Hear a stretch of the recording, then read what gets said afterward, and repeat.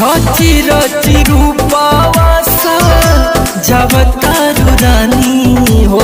हाँ जी जिला में तबाही तुम जवतारू रानी हो।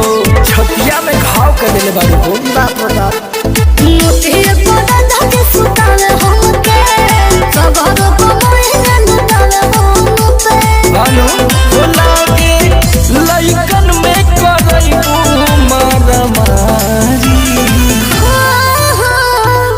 काहे नाही गहिया रोज रोज बदली नया साड़ी ससुरा में